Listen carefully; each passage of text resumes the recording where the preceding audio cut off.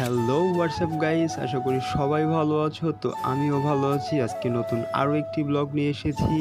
আর আজকের ব্লগটি খুবই স্পেশাল হবে, কারণ আজকে এমন একটা জায়গায় এসেছি, জায়গাটি পার্সোনালি আমার কাছে খুব ভালো লেগেছে, কজ তোমাদের কাছেও অনেক ভালো লাগবে। সো ব্লগটি স্কিপ না করে ভিডিওটা সম্পূর্ণ দেখবা। ফাইনালি চলে এসেছি আহসান মঞ্জিল। এখানের যত মোস্ট অফ ভিউ আছে সবগুলো তোমাদের দেখানোর চেষ্টা করব, তবে তোমাদের ভিডিওটি কন্টিনিউ করতে হবে। আর আজকের ভিডিওটা একটু লং হবে, কারণ জায়গাটা অনেক বড়। সম্পূর্ণ ভিডিওটা দেখানোর জন্য ভিডিওটা একটু লং হবে। So let's start now. Finally আমরা চলে এসেছি আহসান মঞ্জিল। তোমরা দেখতেই পাচ্ছ জায়গাটা কত সুন্দর। আমার কাছে পার্সোনালি জায়গাটা অনেক ভালো লেগেছে। তো তোমাদের কেমন লাগতেছে তোমরা অবশ্যই কমেন্টে জানাবে। তো এখানে আমরা অলমোস্ট 2টার দিকে গিয়েছিলাম, অনেক রোদ ছিল। তো রোদ দেখেও এইরকম ভিউ পেয়ে খুব ভালো লাগতেছিল, তার জন্য রোদের ভিতরেও সুন্দর মতো হেঁটে হেঁটে ভিডিও নিচ্ছিলাম তোমাদেরকে দেখানোর জন্য। অনেক ঘাম ঝরতেছিল গা থেকে, তো এরকম ভিউ পেয়ে ঘাম আসলে কিছুই মনে হচ্ছিল না, তার জন্য বারবার হেঁটে হেঁটে ভিডিও নিচ্ছিলাম। এত সুন্দর জায়গা, সবাই ভিডিও করার জন্য এক্সাইটেড।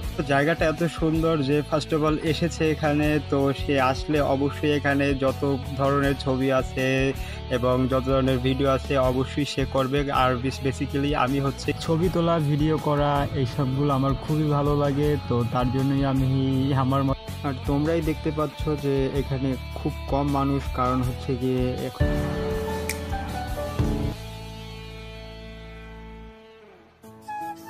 আহসান মঞ্জিল পুরান ঢাকার ইসলামপুরে কুমারটুলি এলাকায় বুড়িগঙ্গা নদীর তীরে অবস্থিত। এটি পূর্বে ছিল ঢাকার নবাবদের আবাসিক প্রাসাদ ও জমিদারির সদর কাচারি।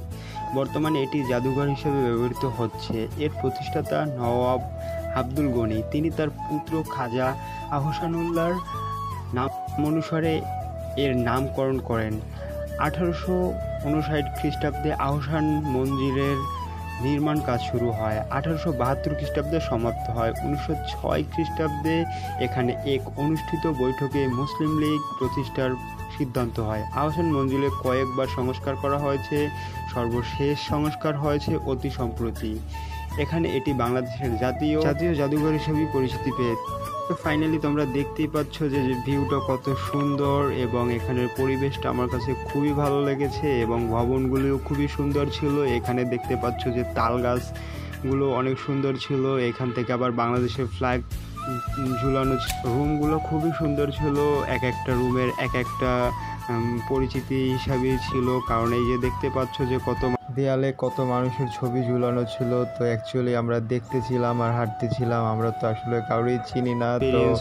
তো এই যে দেখতে পাচ্ছ যে অ্যাকচুয়ালি আহসান মঞ্জিলের প্রাসাদ শীর্ষে দৃশ্যমান সুউচ্চ গম্বুজটি এই গোলাকার কক্ষের উপরেই নির্মিত। দক্ষিণ পেচের নিচে থাকা বারান্দা পেরিয়ে এই গোলাকার কক্ষ দিয়ে দোতলায় ওঠানামার জন্য নির্মিত এই সিঁড়ি দিয়ে সবাই ওঠানামা করতো। ফাইনালি আমরা আরও একটি রুমে এসেছি। এখানেও সবাই দেখতেছিল যে আসলে এইখানে কি কি দেওয়া আছে, প্লাস হচ্ছে যে প্রত্যেকটা জিনিসের এখানে নাম উল্লেখ করা আছে। তো আমরা ওইখান থেকে দেখে আমরা আবার একটু নিচে যাচ্ছিলাম। তো নিচে গিয়ে অন্য আরও একটু ফ্লোরে আবার কি আছে তোমাদেরকে দেখাবো। খুবই ভালো লাগতেছিল। তো এখান থেকে দেখে আমরা সামনের দিকে বের হলাম। তো বের হয়ে দেখতেই পাচ্ছ যে এখানের ভিউটা কত সুন্দর ছিল। আমরা উইন্ডো থেকে একটু ভিউ নিচ্ছিলাম, আমার সাথে আবার আমিনুল ছিল। তো ওইটা ক্লোজ করে আমরা আবার নেক্সট একটা, অ্যাকচুয়ালি সব জায়গায় ভিডিও নেওয়া হয়নি। এই যে দেখতে পাচ্ছ যে কত সুন্দর একটা কক্ষ। এখানের জায়গাটা আমার খুব ভালো লাগছিল, তার জন্য আমি এখানের পুরো ভিডিওটা নিচ্ছিলাম। তো ভিডিও নিয়ে তোমাদেরকে দেখাচ্ছিলাম। তো কন্টিনিউ দেখতে থাকো। এই যে এখান থেকে দেখতে পাচ্ছ যে এখানে একটা সিংহাসন ছিল, তো এখানে বসছিল সবাই। তো উইন্ডো থেকে আমি আবার ভিউ নিলাম যে বাইরের ভিউটা কেমন দেখায় উইন্ডো থেকে। তো তোমরা অবশ্যই কমেন্টে জানাবে যে ভিডিওটা কেমন হয়েছে এবং এখানের ভিউগুলো কত সুন্দর ছিল। তো ফাইনালি আবার নেক্সট একটা কক্ষ চলে যাওয়ার জন্য আমরা প্রস্তুত ছিলাম। তো আমরা এখান থেকে হাঁটতেছিলাম, হেঁটে হেঁটে যাচ্ছিলাম। তো দেখতে পাচ্ছ যে একটা ভবন থেকে বের হয়ে আমরা নেক্সট অন্য ভবনে যাব। তো এখান থেকে আমরা বের হয়েছি। তো বের হয়ে যে নামতেছিলাম সিঁড়ি দিয়ে, বেসিক্যালি একটা জিনিস ফোকাস করলাম যে এখানে দেশি বিদেশি অনেক মানুষ আসে। তো আমার কাছে এখান থেকে 2টা বিদেশি লোক ছিল, তো তারাও এখান থেকে দেখতেছিলাম যে আসলে হাঁটতেছিল এবং ভিডিও করতেছিল এবং ছবি তুলতেছিল। বেসিক্যালি তাদের সাথে কথা হয়নি, তো তারা কি করতেছিল সেইটাই দেখতেছিলাম। তো এখান থেকে আবার অন্য আরও একটি ভবন আছে সামনে দেখতে পাচ্ছ। তো আমরা অলরেডি যাচ্ছি সামনে, এবং ওই ভবনটিতে কেমন জায়গা এবং প্লেসগুলো কেমন এবং ভিতরের ভিউগুলো কেমন তোমাদের দেখানোর চেষ্টা করব। তো ভিডিওটির সাথে থাকো। তো এইখানের প্রত্যেকটা জায়গায় খুবই ভালো লাগতেছিল। তো নেক্সট আরও একটা ভবনে যাচ্ছি আমরা। তো এখান থেকে দেখতে পাচ্ছ যে এখানে কি একটা লেখা ছিল, এখানে লেখা ছিল আন্দারমহল গ্যালারি। তো এখন আমরা চলে যাব আন্দারমহল গ্যালারিতে। তো ওইখানে জায়গাটা কেমন এবং এইখানের ভবনগুলোতে এবং ভিতরের প্রত্যেকটা রুমে কি কি আছে এবং কত ধরনের ছবি আছে তোমাদের দেখানোর চেষ্টা করব। তো দেখতেই পাচ্ছ কত মানুষের ছবি। তো অ্যাকচুয়ালি প্রত্যেকজনের নাম এখানে উল্লেখ করা আছে। তো বেসিক্যালি আমাদের সবগুলো নাম পড়া হয়নি, তো আমরা ভিডিও দ্বারাই দেখিয়ে দিচ্ছি। তো এখান থেকে দেখতে পাচ্ছ এখানে আগের কালের যে ঘোড়ার গাড়ি ছিল, ঘোড়ার গাড়ির ডিসপ্লে করা ছিল এখানে। তো এখান থেকে আবার দেখতে পাচ্ছ এই জায়গা কত অস্ত্রশস্ত্র ছিল আগেকালের, সেইগুলো এখানে ডিসপ্লে করা ছিল। এইদিকে আবার আমিনুল দেখতেছিল যে চাইনিজ কুড়াল টাইপের কিছু একটা, তো বলতেছে জিনিসটা আমার বেসিক্যালি খুবই ভালো লাগছিল। তো আমি ওর ভিডিও নিচ্ছিলাম।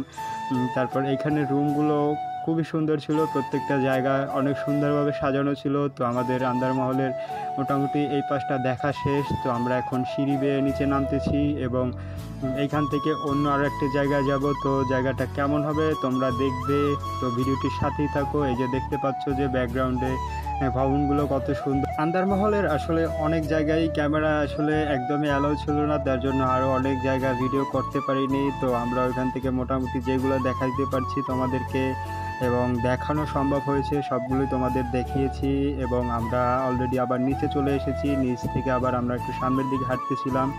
তো নেক্সট আরও একটি ফ্লোরে আসলাম। তো এখানে দেখতে পাচ্ছ যে আগেকালের যে এখানে খাবারের জন্য যে থালা বাসন ছিল এবং মেলামাইনের যে কত সুন্দর সুন্দর নকশা করা বড় বড় বাটির মতো ছিল, প্লেট ছিল, এগুলো আমি ঘুরে ঘুরে দেখতেছিলাম। এখান থেকে দেখতেই পাচ্ছ যে আবার ওয়ালে কত ছবি টানানো আছে। তো এগুলো এক একজনের এক একটা নাম, তো সব নামগুলো আসলে পড়া হয়নি, আমি জাস্ট ছবি দেখতেছিলাম এবং আমার দেখে খুবই ভালো লাগতেছিল। এই পাশে আরও একটি ওয়ালমেট ছিল। তো এখানে দেখতে পাচ্ছি যে একজন বসে আছে, তো আমি ওটা দেখে আবার সামনের দিকে যাচ্ছিলাম।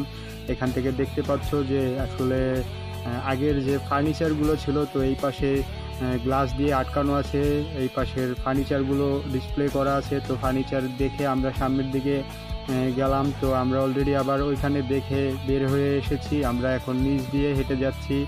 তো বেসিক্যালি এখানে আসলে সব কটা জায়গায় আমার খুবই ভালো লাগছে পার্সোনালি। তোমাদের কেমন লাগছে অবশ্যই বলবা। এবং আমাদের ভিডিওটা এই পর্যন্তই ছিল। তো নেক্সট আরও কোনো এক ভিডিওতে দেখা হবে। তো আমরা সামনের দিকে হেঁটে যাচ্ছিলাম, এখান থেকে ব্যাকগ্রাউন্ডে দেখতেই পাচ্ছ যে কত সুন্দর ভবনটি, ওই ভবনটিতেই আসলে আহসান মঞ্জিল। এখান থেকে আবার হেঁটে যাচ্ছিলাম, সবাই যাচ্ছিল, আমাদের অলরেডি দেখা শেষ, তাই আমরা চলে যাচ্ছি। আমাদের এখানে মোটামুটি অনেকক্ষণই টাইম স্পেন্ড করেছিলাম এবং জায়গাটি সুন্দরভাবে ঘুরে দেখেছিলাম। তো আমার কাছে খুবই ভালো লেগেছে। তো এই যে দেখতে পাচ্ছ যে গেট দিয়ে আমরা বের হব, বের হয়ে এখন আমরা এখান থেকে আবার হচ্ছে গিয়ে বুড়িগঙ্গা নদীর পাশ দিয়ে একটু হাঁটতেছিলাম। এখান থেকে বরিশাল টু ঢাকার লঞ্চঘাট, তো লঞ্চঘাটে অনেক দিনই আসা হয় নাই, তো প্রায় যাব। তো ফাইনালি আজকের ভিডিওটা এই পর্যন্তই ছিল। তো ভিডিওটা ভালো লাগলে অবশ্যই লাইক কমেন্ট শেয়ার করবে। তো আবার দেখা হবে পরবর্তী কোনো ব্লগে।